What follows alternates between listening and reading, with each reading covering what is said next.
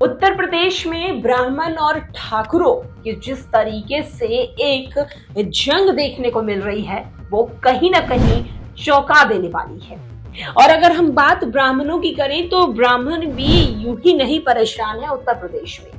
दरअसल आपको बता दें कि लगातार ब्राह्मणों की तरफ से ये बातें उठकर सामने भी आई है कि उत्तर प्रदेश के मुख्यमंत्री यानी कि योगी आदित्यनाथ जो कि ठाकुर जाति से आते हैं वो ठाकुरों पर खास करके मेहरबान होते हुए भी नजर आते हैं।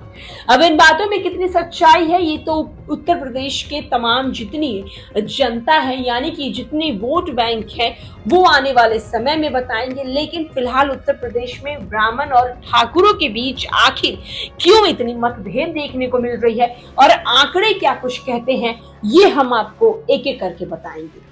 दरअसल आपको बता दें कि उत्तर प्रदेश में ब्राह्मणों के आंकड़े जो हैं वो कहीं ना कहीं चौंकाने वाले हैं और शायद यूं ही नहीं वहां के विधायक परेशान हैं।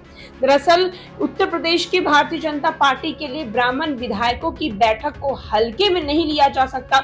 इस पार्टी में जातीय संतुलन को लेकर उभर रहे असंतोष के तौर पर भी एक देखा जा सकता है।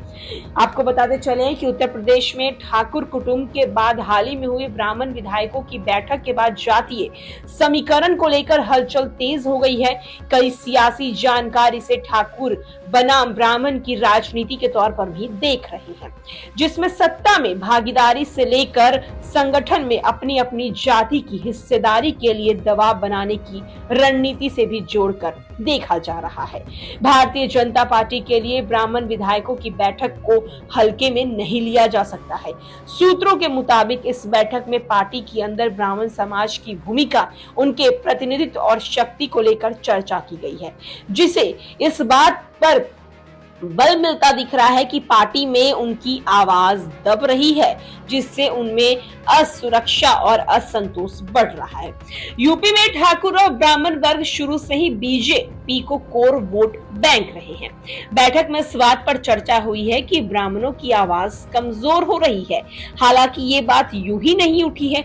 योगी सरकार पर कई बार ब्राह्मणों की अनदेखी का भी आरोप लगा है। समाजवादी पार्टी भी गाहे बगाहे इसे हवा देती देख रही है और सरकार पर मुख्यमंत्री की जाति ठाकुर के लोगों को संरक्षण देने और बचाने का भी आरोप लगाती रही है।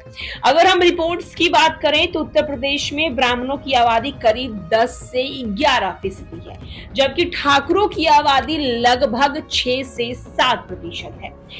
यूपी विधानसभा में बीजेपी के कुल सीटों की बात करें तो 258 विधायक हैं। इनमें से 42 ब्राह्मण है, 45 ठाकुर है, 84 ओबीसी है, 49 अनुसूचित जाति है, 0 मुस्लिम है, 28 दूसरी सवर्ण जातियों के विधायक हैं, जिनमें वैश्य, काश्य, पंजाबी और खत्री समेत अन्य जाति शामिल है। वहीं विधान परिषद में बीजेपी के पास कुल 69 एमएलसी हैं, जिनमें से 14 ब्राह्मण है, 23 ठाकुर है। अब आप इसी आंकड़े से ये अंदाजा लगा सकते हैं कि क्यों आखिर ब्राह्मण और ठाकुरों को लेकर इतना विवाद हो रहा है, क्योंकि यहाँ पर भी ठाकुरों की जो संख्या है वो ज्यादा है। ओबीसी 26 है, 2 अनुसूचित जाति है, 2 मुस्लिम है और 12 दूसरी सवर्ण जाति के हैं। जहां विधानसभा में बीजेपी के 42 ब्राह्मण विधायक हैं, जबकि ठाकुर जो है वो 45 हैं। वहीं अगर विधान परिषद की बात करें तो इसमें सदस्यों की संख्या 14 से और 23 है।